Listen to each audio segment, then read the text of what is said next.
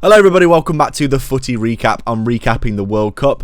Very, very interesting stuff. Germany absolutely obliterating Curacao as you would have expected, 7-1. Interesting game though, they did actually get their goal, didn't they, Curacao, which everyone was really happy about. I was happy about as well. What is it, like 150,000 people in their entire country? Absolutely incredible for them to even be here, obviously. But Germany, as expected, very, very efficient, and they just kept putting the sword to them.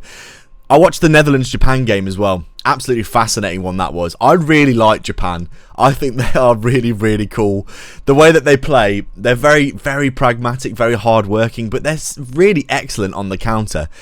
And I thought the Dutch approached that game, as they often do, very slow, pragmatic football, as we've seen from many Dutch managers over the years.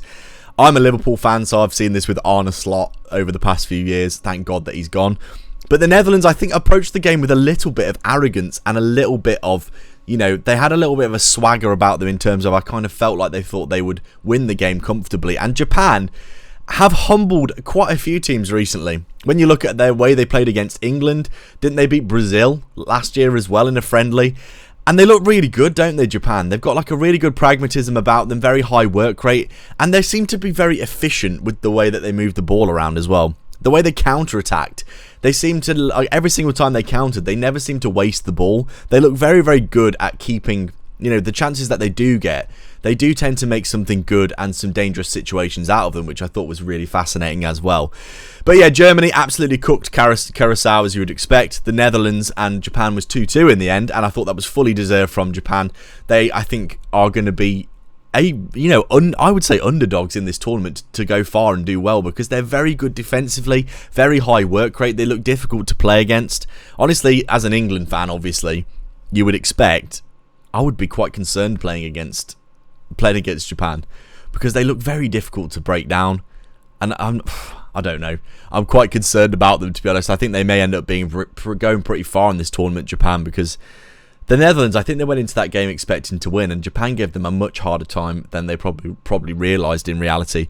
We also had the Ivory Coast winning against Ecuador. Diomande, someone who is linked with Liverpool heavily at the minute, he absolutely cooked in that game, man of the match as well. And Sweden, 5-1 versus Tunisia. I didn't watch that because it was 2:30 in the morning, and I didn't watch the Ivory Coast game either because I fell asleep. But it was looking like Sweden absolutely cooked Tunisia, and from what I'm seeing on Twitter, Alexander Isak was fantastic in this game as well and got man of the match against Tunisia. So pretty clear from a Liverpool fan perspective here that all the Liverpool players have gone on their internationals and they're all getting man of the match. Van Dijk, Isak, Diomande, who's a target for Liverpool, all got man of the matches yesterday. And in reality, Wirtz also played very well for Germany. I think lots and lots of players for Liverpool will probably do well in this tournament. Arne Slot obviously getting the worst out of all of them. But very, very interesting. I'm fascinated about this Japan team though, because on paper their team does not look that good, but they just work so hard for each other. They look so well organised, and they keep talking about this 100-year plan with Japan, which I think is fascinating as well. And in reality, it seems like it's working. Aren't they like 60 or 70 years through their plan now or something like that? Well, they said in 1993 they've got a 100-year plan that they were going to basically bring football into the forefront of Japanese culture, and they're going to try and, get better and better all the time. And everyone's saying they're like 30 years through it or something from now, or 33 years, isn't it now? But they're actually looking like they're really starting to compete a lot with these top teams. They've got some big scalps recently, like I said, in terms of the teams that they've been beating in friendlies, and now they're at the World Cup here. People are saying that they could go quite far into the tournament, and I am honestly, from the way that they played, very pragmatic and organised, but the ability to counter effectively, very efficient in front of goal as well. It looks as though they could do a job, and they've got that spirit, they've got that like team spirit, the country is behind them. Their fans look fantastic as well. Did you see that video, by the way, of the fans all cleaning up after the game? Really great culture, Japan. I've got a lot of respect for them because they have a lot of respect for everyone else. They said, we're cleaning up the stadium because we come here, we're honoured to be here, and we want to respect the players and the hosts by also being respectful, cleaning up the stadium, and basically being respectful on their trip there, which I thought was just lovely. Really great culture. I've got a lot of time for Japan in this tournament. I think they're going to do well. I think the Netherlands, like I said, went into the game with a bit of arrogance. They looked like they were playing in a way that they, slow and methodical, like they thought they were just going to win the game pretty easily. But Japan gave them some problems, and I think it's going to be one to watch going forward. Also, like I said, I didn't watch the Ivory Coast and Sweden games, but it looks as though from the clips that I saw that Yan Diomande absolutely cooked Hincapié in that right wing position over and over again. Like I said, being a Liverpool fan, I've been watching Diomande clips non-stop because apparently he's going to be coming to Liverpool soon, if you believe all the paper talk.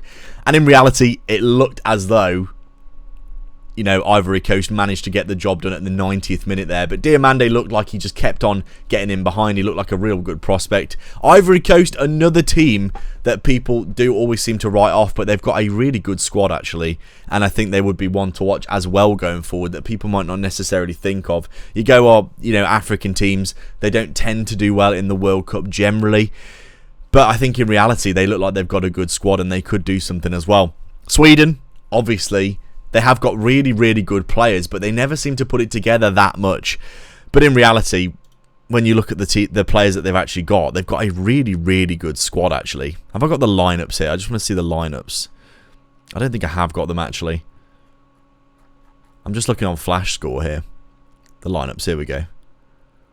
Like, when you look at the team for Sweden, they've got some good players in there. Lindelof has obviously been playing really well. And they've got actually some really, really good work rate players in the midfield as well. Obviously, having Isak and Gyökeres up front helps because they are two top quality players.